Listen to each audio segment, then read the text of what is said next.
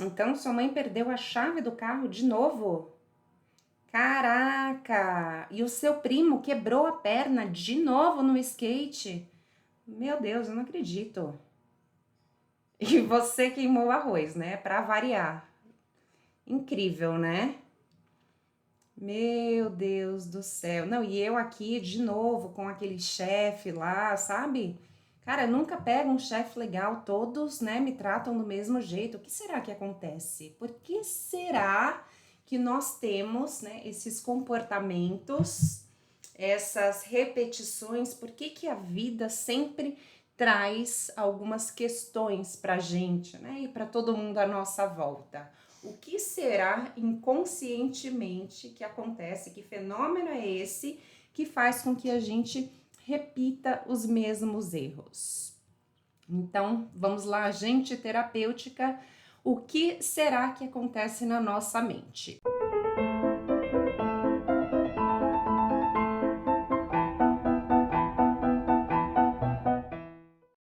Eu sou Ana Schmidt, eu sou mentora de terapeutas e eu atendo desde 2015.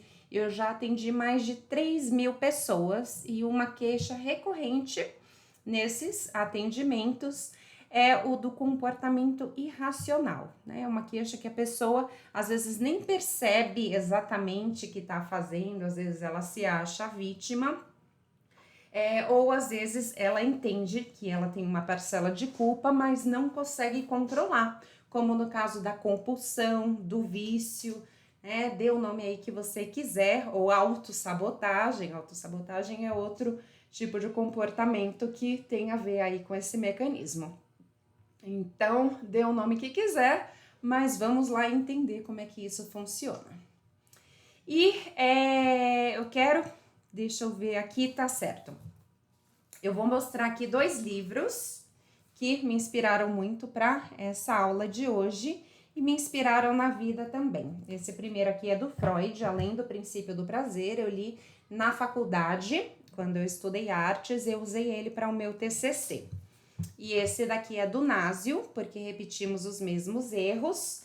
E ele é mais contemporâneo, mais atual, né? Aqui tem até a fotinho dele.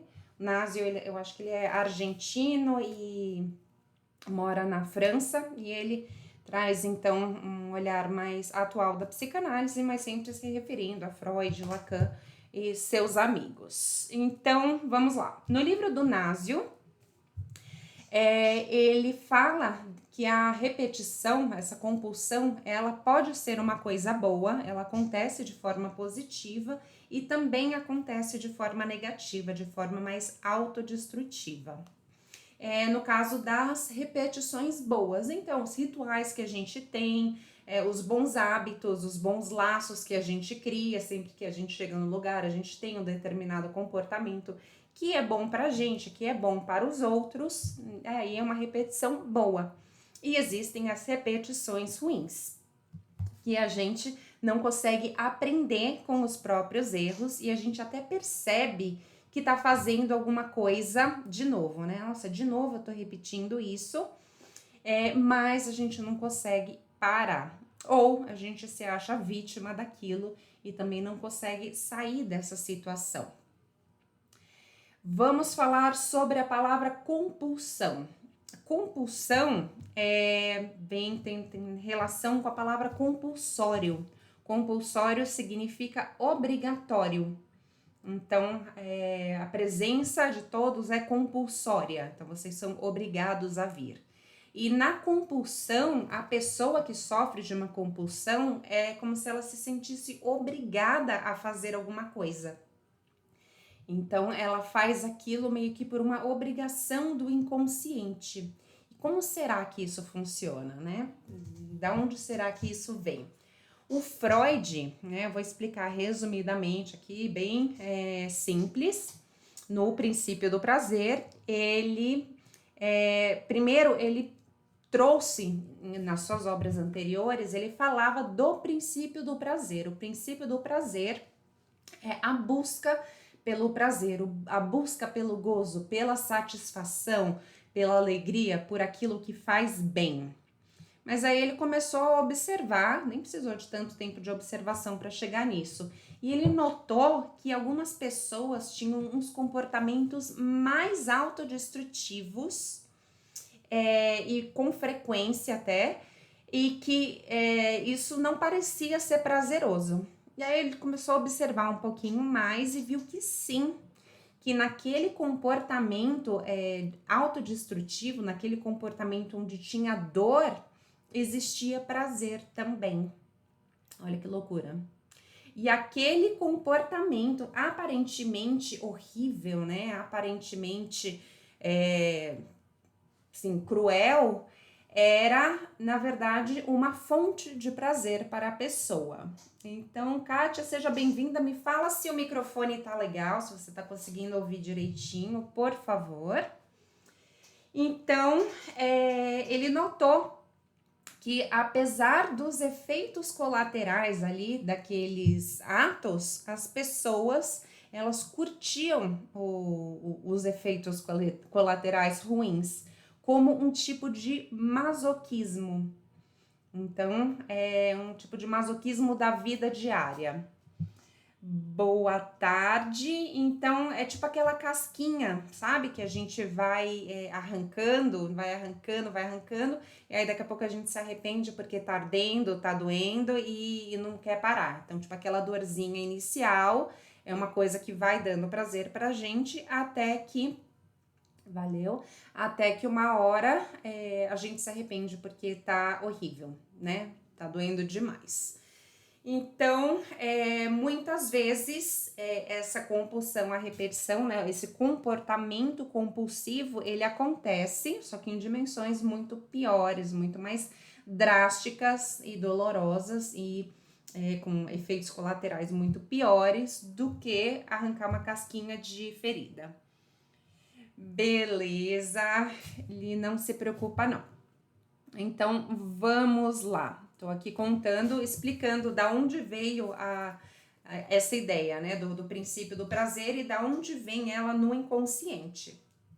Então, nós, por natureza, repetimos sempre diversos comportamentos e desses comportamentos a gente pode observar que alguns são bons e alguns são extremamente ruins e maléficos. E por que será que a gente continua repetindo esses erros? E isso acontece, deixa eu até ler aqui um trechinho. Surgiu então o além do princípio do prazer, que seria o quê? O prazer no desprazer, o prazer na dor, totalmente contra-intuitivo, né? Contra o que conscientemente, racionalmente a gente acreditaria ser uma coisa normal, mas sim, as pessoas, não só aquelas que curtem ser amarradas, né? Com 50 tons de cinza, mas nós, no geral, temos aí prazer na dor. E aí daqui veio isso. Vou ler um trechinho para vocês. Aqui. É claro que a maior parte do que é reexperimentado sobre a compulsão à repetição deve causar desprazer ao ego, ou seja, a nossa consciência olha para aquilo e fala que merda. Pois traz à luz as atividades dos impulsos instintuais reprimidos, né? Então tá começando a surgir aqui da onde vem essa compulsão à repetição. Isso, no entanto, constitui desprazer de uma espécie que já consideramos, né? O desprazer do ego, e que não contradiz o princípio de prazer. Então, o princípio de prazer ele permanece lá. Desprazer para um dos sistemas, o sistema do ego, o sistema da consciência, e simultaneamente satisfação para o outro, ou seja, o inconsciente encontra prazer na repetição, o inconsciente encontra prazer em você arrumar boy lixo, o inconsciente encontra prazer em você ter um patrão abusivo, por isso que você só encontra boy lixo, só encontra trampo com um patrão abusivo, só bate o carro toda semana, né? Da onde vem isso, né? O que será que aconteceu? Então, isso acontece segundo a psicanálise. Tá fazendo sentido para vocês? Tá muito louco? Comentem aí um pouquinho. Isso acontece, segundo a psicanálise, por causa de uma cisão na nossa alma, de uma divisão que acontece na nossa alma. Por exemplo, no amor e ódio simultâneos que a gente tem pelos pais, né? A criança pequenininha, ela tá lá feliz, amando a mãe, dando beijinho lá, toda fofolete com a mãe, e de repente a mãe deixa de dar, tira o peito, né? E fala, não, agora você vai desmamar, ou fica aí um pouquinho porque eu preciso usar o banheiro. Muito pouco. Explica melhor. Então aí a mãe, né, na relação ali com a criança, ela... muito louco, sim. Sim, não, a psicanálise, ela é bem louca, né? Inclusive, Eita, deu uma travada aqui. Inclusive, eu imagino que a cocaína do século passado devia ser o puro creme do milho verde, né? Que você vai lendo aquilo e fala, ô louco, velho, da onde o cara tirou tanta ideia, né? Enfim, né? Melhor tentar pensar assim, sóbrio, porque senão a gente mergulha junto e não volta mais. O negócio é profundo demais. Mas vamos lá. Aí, com relação à mãe, né? Essa relação de amor e ódio. A criança fica com raiva da gente, né? Eu vejo muito claro com os meus filhos que, apesar daquele amor incondicional, muitas vezes a criança fica com raiva, ela chora, ela grita, ela se debate e a gente ali, né, naquela questão de proteger a criança, até do social, a gente acaba gerando um ódio ainda maior. E aquele ódio que a criança sente vai para o inconsciente, porque ela não pode odiar a mãe, né? Na cabeça da criança, às vezes acontece um mecanismo assim, tipo, se eu odiar a minha mãe, se eu quiser que ela caia agora, isso pode acontecer.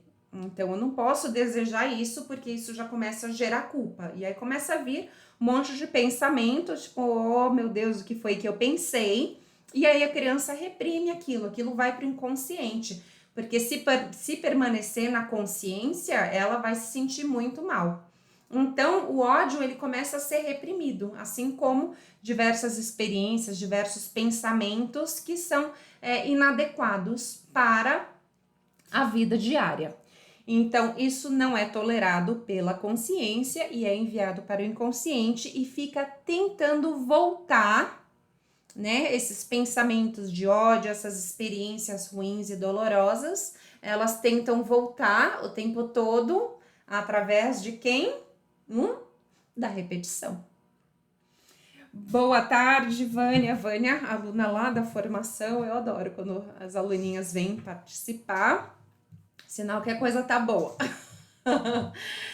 Então, vamos lá. Conscientemente, a gente sabe que os comportamentos não fazem bem pra gente, que os comportamentos são ruins, são destrutivos, né? Ou que os eventos da vida que nos ocorrem não são bons. Mas a gente segue fazendo porque a gente busca algo ali. O inconsciente, ele busca alguma coisa ali.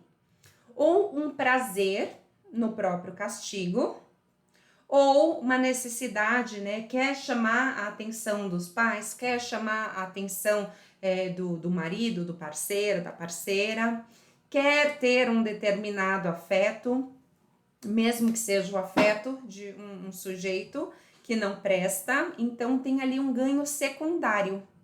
Ou, como a gente chama na PNL, Programação Neurolinguística, uma intenção positiva, né? Nos estudos da programação neurolinguística, a gente passa pela teoria de que todo comportamento, por pior que seja, tem uma intenção positiva. Então, o roer unha. Roer unha pode levar você até a sangrar o seu dedo, mas tem uma intenção positiva porque alivia a ansiedade naquele momento. O ter um dedo podre, encontrar um boy lixo, né? Te faz sentir uma pessoa muito infeliz e tal. Mas é uma forma que você teve ali um afeto durante um determinado momento, né? Mesmo que é ilusório, você teve ali um determinado afeto. Então, para a gente conseguir resolver a questão desse comportamento, a gente precisa descobrir a intenção positiva dali. E a origem desse comportamento repetitivo está no inconsciente e tem origem em um trauma. Então, o trauma é o quê? É um evento que aconteceu com a gente e que a gente não pôde reagir na época da forma como a gente gostaria. Então, uma criança que viu o pai batendo na mãe ficou traumatizada, porque o menino queria ir lá e defender a mãe e não conseguiu. Uma criança que foi abusada, o abusador foi lá, pegou nela de um jeito que ela não queria e ela não conseguiu reagir do jeito que queria, não conseguiu falar com ninguém, não conseguiu se defender. E assim surgem os traumas. Ou um acidente, aconteceu um acidente, a pessoa ficou extremamente assustada. Ela queria que aquele acidente não tivesse acontecido, ela queria ter controle e não teve. E assim surge o trauma. E quase todos os traumas que nos afligem até hoje aconteceram na infância e muitas vezes esses traumas foram reprimidos, como tantos casos aí de abuso e violência. E aqui eu vou pegar mais uns trechinhos de livro. Quero saber se vocês têm aí alguma dúvida, algum palpite, enquanto eu trago para vocês explicações literárias. Então vamos lá. A repetição da cena traumática é uma tentativa do ego, de controlar ativamente o que foi vivido passivamente. Então, o trauma aconteceu de forma passiva, a pessoa não pôde reagir, não conseguiu reagir na hora, e agora ela tenta reagir, tenta elaborar aquilo reagindo de outra forma através da repetição. Outra frase: quando uma neurose irrompe na vida adulta, a análise geralmente revela que ela não passa da série direta, a repetição, de uma neurose infantil. Então, uma neurose na vida adulta está ligado a quem, pessoal? A infância. Que na época talvez só haja se manifestado sob um aspecto velado no estado de um esboço. Então, na infância não ficou claro, né? A criança não conseguiu manifestar aquela repetição, aquilo que estava explodindo dentro dela, e aí ficou guardado por muito tempo, né, só cozinhando ali no caldeirão do inconsciente, até que chega na vida adulta, a pessoa começa, nossa, do nada tá tendo um comportamento muito louco, do nada, nada, né, começou eu tenho esse livro, é incrível, né, começou lá quando você era uma criancinha, quando aconteceu aquele trauma. E agora, mais uma última frase. Um acontecimento esquecido pode aflorar a consciência sob a forma de uma recordação. No caso de o acontecimento ter sido mais que esquecido, quer dizer, energeticamente recalcado, ele ressurge sob a forma de uma emoção ou de um comportamento que o sujeito ignora estar atualizando seu recalcado. Em vez de se lembrar, ele age sobre o seu passado recalcado. Então, a pessoa não se lembra o que aconteceu. A pessoa, ela simplesmente vai fazendo, vai cometendo os mesmos erros. Inclusive, o nome do livro, Por que repetimos os mesmos erros? Vânia, eu fiz inclusive um post ontem indicando esse livro. Inclusive, ontem também eu fui acusada de estimular as pessoas a não estudarem, e eu achei muito engraçado, porque eu sou a pessoa que mais apoio toda semana. Eu dou indicação de livro, né? Eu sempre trago aqui muito conteúdo, falo para todo mundo estudar. Eu tenho uma mentoria de estudos, né? O meu perfil antigo era para as pessoas estudarem, aprenderem a estudar. Eu fui acusada de estimular as pessoas a não estudarem, porque eu digo que você não precisa estudar psicologia para se tornar terapeuta, né? Você não precisa gastar R$ 100.000, você viu o babado?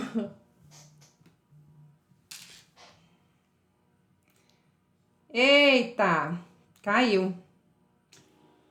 Olá, vamos lá. Me desculpem aí, a live caiu. A minha irmã me ligou porque estão dando golpe com o meu número. Olha que merda. Ai, que incrível, gente. Pega a minha foto e manda um. Então, se vocês receberem mensagem minha pedindo dinheiro, não paguem, né? Eu só vou pedir dinheiro se eu estiver vendendo alguma coisa. Não vou pedir dinheiro assim pra vocês do nada. Mas enfim, desculpem aí. Então vamos. Quero saber onde é que eu parei mesmo. Eu tinha falado já então, né? Eu deixei salva, já publiquei a primeira parte. Agora vamos para a parte 2. Tava falando dos livros. Eu tinha, acho que, acabado de ler aqui as citações. Então, me perdoem, a queda da live foi por telefonema, por urgência de golpe. Quero saber aqui se alguém quer fazer a reprogramação ao vivo, porque a gente já tá encerrando então essa parte de conteúdo. E aí a gente pode fazer a reprogramação ao vivo aqui com quem quiser. E lembrando que na reprogramação a gente não precisa explicar direitinho cada detalhe dos eventos que nos aconteceram. A gente pode dar uma explicada geral e a reprogramação ela acontece de forma efetiva mesmo assim. Então, mas voltando agora ao conteúdo, quem quiser fazer a reprogramação já manda aqui. Nós repetimos uma situação traumática por duas razões. Lembrando que o trauma ele acontece na nossa vida quando acontece algum evento que pode ser até um evento de choque maior ou choque menor, mas a gente não consegue reagir da forma como a gente gostaria. Ai, gente, que orgulho, ó, essa tia também está ao vivo hoje, que legal, além da Vânia, e essas alunas me enchem de orgulho. Sueli, maravilha. Vamos fazer a reprogramação sim. Falta só um tiquinho de conteúdo. Fica aí que eu já chamo você. Então, a gente repete essa situação traumática através da compulsão, né? Através desses erros, só que de forma distorcida. Não é exatamente o que aconteceu, mas a gente cria ali algum comportamento que é uma tentativa de elaboração do nosso inconsciente. Tá fazendo sentido? Muito louco isso, né? Então, a gente repete os erros por duas razões. Para tentar elaborar aquilo que aconteceu, para trazer aquilo à consciência, ou então para ter um ganho secundário, né? Uma intenção positiva, o que a gente vai ganhar de bom com esse comportamento, ou os dois juntos, né? Além da tentativa do inconsciente de trazer aquilo à tona, a gente ganha alguma balinha, algum docinho com aquilo, né? Tá na merda, mas tá quentinho e continua mergulhando na merda. Enquanto o inconsciente ele não for revelado, ele vai seguir repetindo, porque ele quer vir à tona. Enquanto o indivíduo não perceber que ele repete, ele não se der conta do prejuízo que aquilo causa para ele, nada poderá ser feito. A gente não consegue trabalhar com uma pessoa que não quer tratamento. A gente não consegue ajudar alguém que não quer ser ajudado.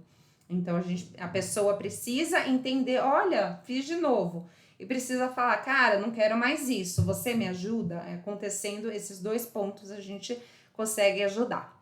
E a solução, então, trazer à consciência os impulsos e negociar com o inconsciente. E aí a gente pode fazer uma reprogramação.